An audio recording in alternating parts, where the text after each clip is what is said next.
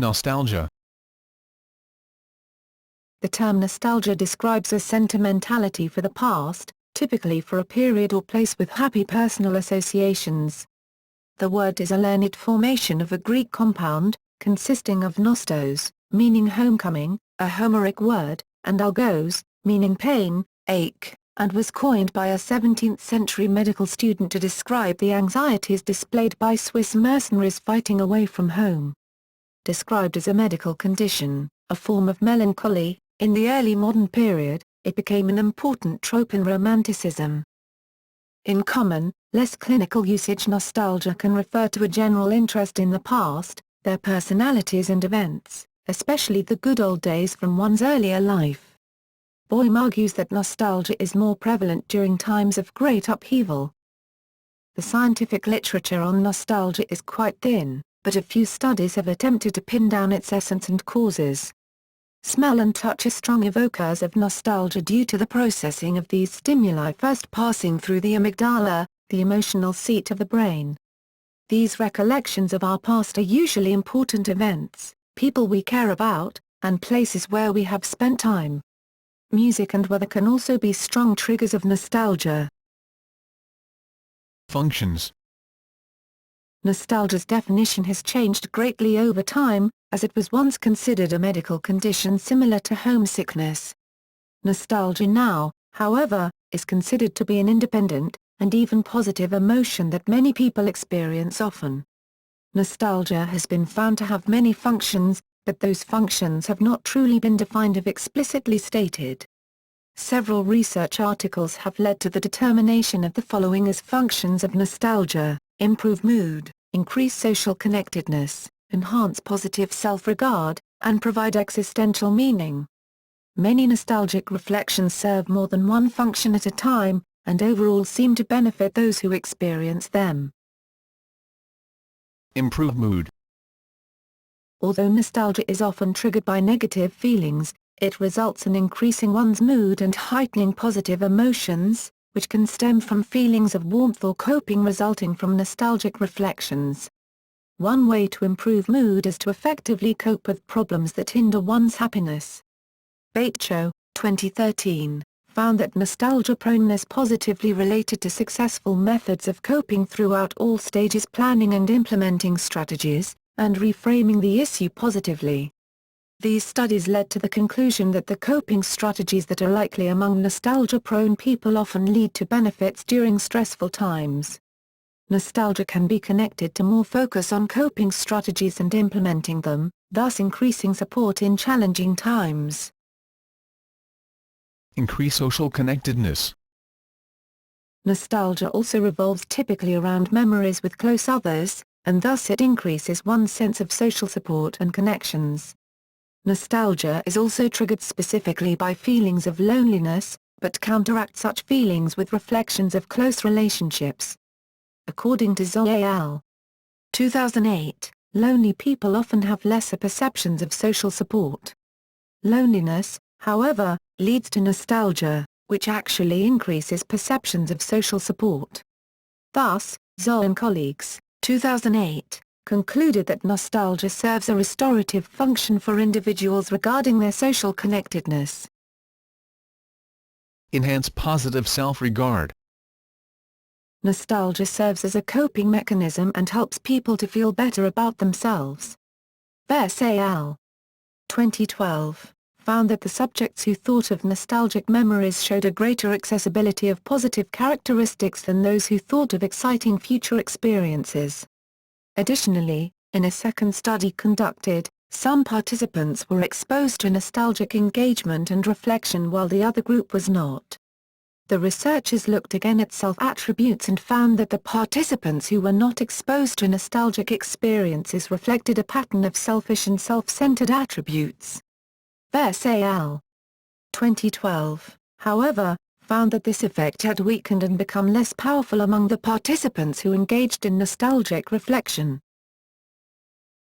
Provide existential meaning. Nostalgia helps increase one's self-esteem and meaning in life by buffering threats to well-being and also by initiating a desire to deal with problems or stress. Routledge, 2011, and colleagues found that nostalgia correlates positively with one's sense of meaning in life. The second study revealed that nostalgia increases one's perceived meaning in life, which was thought to be mediated by a sense of social support or connectedness. Thirdly, the researchers found that threatened meaning can even act as a trigger for nostalgia, thus increasing one's nostalgic reflections. By triggering nostalgia, though, one's defensiveness to such threat is minimized as found in the fourth study. The final two studies found that nostalgia is able to not only create meaning, but buffer threats to meaning by breaking the connection between a lack of meaning and one's well-being. Follow-up studies also completed by Routledge in 2012 not only found meaning as a function of nostalgia, but also concluded that nostalgic people have greater perceived meaning, search for meaning less, and can better buffer existential threat. As a deception. One recent study critiques the idea of nostalgia, which in some forms can become a defense mechanism by which people avoid the historical facts.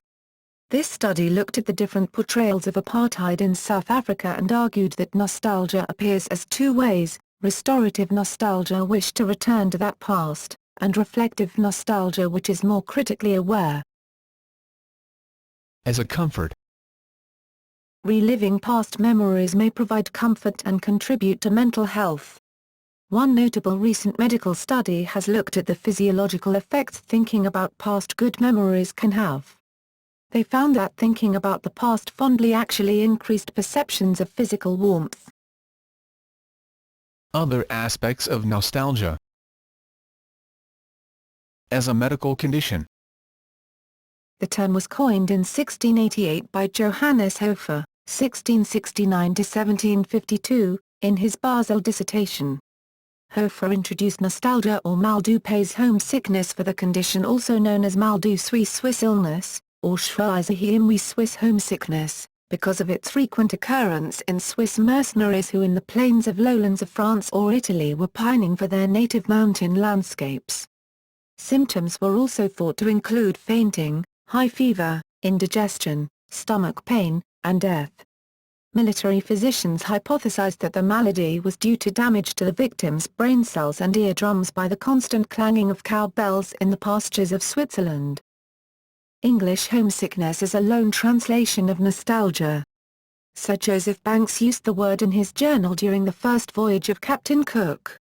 On September 3, 1770 he stated that the sailors were now pretty far gone with the longing for home, which the physicians have gone so far as to esteem a disease under the name of nostalgia, but his journal was not published in his lifetime. See Beaglehole, J.C. ed. The Endeavour Journal of Joseph Banks 1768–1771, Public Library of New South Wales. Angus and Robertson, Sydney, 1962, Vol. E, pages 145. Cases resulting in death were known and soldiers were sometimes successfully treated by being discharged and sent home. Receiving a diagnosis was, however, generally regarded as an insult. In 1787 Robert Hamilton, 1749–1830, described a case of a soldier suffering from nostalgia, who received sensitive and successful treatment. In the 18th century, scientists were looking for a locus of nostalgia, a nostalgic bone. By the 1850s nostalgia was losing its status as a particular disease and coming to be seen rather as a symptom or stage of a pathological process. It was considered as a form of melancholia and a predisposing condition among suicides. Nostalgia was, however, still diagnosed among soldiers as late as the American Civil War. By the 1870s interest in nostalgia as a medical category had all but vanished. Nostalgia was still being recognized in both the First and Second World Wars, especially by the American Armed Forces. Great lengths were taken to study and understand the condition to stem the tide of troops leaving the front in droves. See the BBC documentary Century of the Self. As a description. Nostalgia is triggered by something reminding an individual of an event or item from their past. The resulting emotion can vary from happiness to sorrow. The term of feeling nostalgic is more commonly used to describe pleasurable emotions associated with and/or a longing to go back to a particular period of time, although the former may also be true. Romanticism. Swiss nostalgia was linked to the singing of Kuren, which were forbidden to Swiss mercenaries because they led to nostalgia to the point of desertion, illness or death. The 1767 Dictionnaire de musique by Jean-Jacques Rousseau claims that Swiss mercenaries were threatened with severe punishment to prevent them from singing their Swiss songs. It became somewhat of a topo in Romantic literature, and figures in the poem Der Schweizer Beatram von Arnim, 1805, and in Clemens Brentano's Des Nebenwunderhorn, 1809, as well as in the opera Le Chalet by Adolphe Charles Adam, 1834, which was performed for Queen Victoria under the title The Swiss Cottage. The romantic connection of nostalgia, the Kuren and the Swiss Alps was a significant factor in the enthusiasm for Switzerland, the development of early tourism in Switzerland and alpinism that took hold of the European cultural elite in the 19th century. German Romanticism coined an opposite to Heimweh, Vernui far sickness, longing to be far away, like wanderlust expressing the romantic desire to travel and explore.